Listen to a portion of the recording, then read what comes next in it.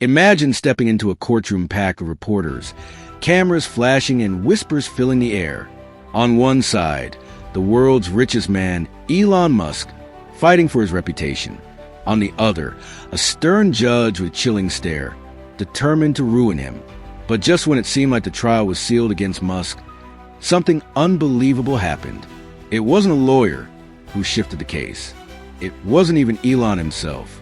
It was an 8-year-old girl, Sophie Chun, who stood up in front of everyone and told the truth in a way no one saw coming. Her words stopped corruption in its tracks, exposed powerful conspiracies, and launched a global movement of kindness. This is a story of how a child's courage not only saved Elon Musk, but forever changed the meaning of forgiveness. The Austin courthouse was buzzing. News vans lined the streets. Journalists hustled for scoops, and the public pressed against red rope barriers, desperate to see what might become Elon Musk's downfall. Inside, the atmosphere was tense. Elon walked the long hallway in a spotless black suit, his eyes heavy like a man carrying the weight of entire industries on his shoulders. Across the room sat the Chun family. Young Sophie, with long black hair and a cast on her leg, looked more curious than fearful. Her mother, Linda, whispered that everything would be okay. But Sophie studied Musk carefully, and deep down, she wondered, why does this man everyone says is dangerous not look dangerous at all? At exactly 9 a.m., Judge Patricia Blackwood entered. Her cold eyes locked onto Musk, not with neutrality but with rage. The truth was, she wasn't seeking justice. She was seeking revenge. Years earlier, she had lost everything. Her savings, her car, even her marriage, betting on a Tesla competitor that collapsed. To her, Musk wasn't just a CEO. He was the man who destroyed her life. And now, she wanted to destroy his. Among the crowd sat Dr. Elena Vasquez, clutching a briefcase that held data no one wanted revealed. She had studied Sophie's accident and discovered something stunning. The Tesla involved hadn't failed. It had actually made an impossible decision in 0.3 seconds that saved Sophie's life by pushing her away from a speeding delivery truck. But Vasquez was under threat. Her car vandalized, office broken into, calls in the night warning her to stay silent. Still, she sat ready, knowing this court might be her only chance to reveal the truth. Little did anyone know, she wasn't the only witness carrying secrets. Sophie's mother, Linda, had her own hidden deal. Her employer, Waymo, a Tesla competitor, offered a fortune to use her daughter's accident against Musk. Free lawyers, financial security, and promises of wealth. If she blamed Tesla, undermounting medical bills, and a husband without a job, Linda said yes. But the moment Judge Blackwood eagerly shredded Musk without hearing evidence, even Linda began to feel sick. This wasn't justice. It was a setup. And Sophie? She tugged her mother's sleeve and whispered the question no one wanted to hear. Mama, why is the judge so angry before anyone even talked? The judge was about to shut the day down with another furious outburst when the unthinkable happened. Sophie stood up, her small cast tapping against a wooden bench. Excuse me, she said, her voice clear and steady. The whole room froze. I want to tell everyone what really happened to me. Shocked voices swept through the crowd. Reporters dropped their pens. Even the men in black suits, hired to silence witnesses, froze mid-step. Sophie explained in the only way a child could, with honesty that stripped the lies bare. She remembered how the Tesla didn't attack her.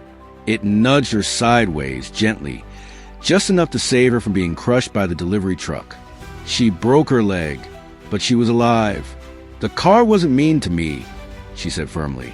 It saved me. The courtroom erupted. The conspiracy was cracking. Dr. Vasquez seized a moment, rising bravely. She produced her briefcase and declared, "The child is right. The Tesla was a hero." The data stunned the room. With graphs, camera timings, and split-second calculations, she explained how the car had chosen life. It had given itself up to protect Sophie. The judge tried desperately to stop her. "Enough!" she roared, pounding her gavel. But the walls were closing in. More police strode in, led by Detective Ryan O'Sullivan, guarding Vasquez under protection. He announced the words that sent a chill across the room. Conspiracy, witness intimidation, bribery, and corruption at the highest levels. And then came the bombshell. Carl Blackwood, Patricia's own brother-in-law and co-conspirator, confessed everything. Carl admitted Wimmo paid them to create fake cases against Tesla. Linda broke down, admitting she let greed blind her to the truth. The judge's furious voice was replayed through Elon's recordings, screaming about her lost money and hatred for Musk. The mask was off. And yet, even with all that chaos, the most powerful moment wasn't their downfall. It was Sophie whispering something to Musk that made tears well in his eyes. Something he would not reveal right away. The trial shifted from revenge to redemption. Sophie bravely declared that the true hero wasn't Elon or her mother or the scientist. It was a delivery truck driver, Tommy Russo, who lost everything from guilt but showed her the meaning of forgiveness. She even wrote him a letter asking Musk to give him a second chance. Musk moved beyond words, promised more. A second chance safety program where those who had made mistakes would help build a safer future. Finally, Musk shared Sophie's whispered secret. Her dream of cars that didn't just protect lives, but healed hearts. This became the seed of something extraordinary. Tesla's guardian angel system. 6 months later, the world saw it live. Cars that could sense danger before humans could. Cars that spoke kindly to children, noticed their fears, and offered comfort while keeping them safe. Not just machines, protectors. The impact was unstoppable. Guardian Angel prevented hundreds of child accidents worldwide and unexpectedly spread kindness. Kids were calmer, more forgiving, more compassionate after experiencing it. Meanwhile, even the villains changed. Patricia wrote Sophie weekly from prison, seeking redemption. Carl now helped bankrupt families rebuild. Wimmo's CEO sat in prison, teaching lessons about ethics. Sophie's forgiveness had started a revolution. The corrupt were becoming reformers. And Sophie, she became a voice of global hope. 1 year later, Sophie stood at the United Nations, her blue dress shimmering under the lights. At just 9 years old, she told global leaders that anger doesn't heal, forgiveness does. She presented results. Fewer school bullying incidents where guardian angel cars were used, thousands of people given second chances, and a safer world born through kindness. The room erupted as she received the first ever Children's Peace Prize. But her response? She gave it back to the people, insisting, "This medal isn't just for me. It's for every child who chooses kindness instead of anger." That night, Sophie wrote in her diary, "Today I told the world about forgiveness and second chances. Tomorrow, I'll keep spreading kindness one smile at a time." Her dream had begun with one Tesla saving her life. But it grew into something far larger. Millions of cars now carried not just passengers, but quiet reminder. Real power lies in compassion. Sophie Chin proved that sometimes the greatest revolutions don't start with billionaires or governments, but with a little girl brave enough to forgive. Her accident lasted 3 seconds. Her choice to love instead of hate will last forever. Because the truth is, real heroes don't just save lives.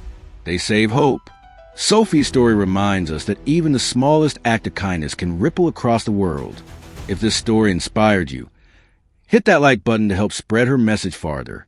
Comment below where you're watching from, because Sophie's revolution of forgiveness is reaching across the globe. And don't forget to subscribe for more powerful stories. Because every time we share them, the world takes one more step toward hope over hate.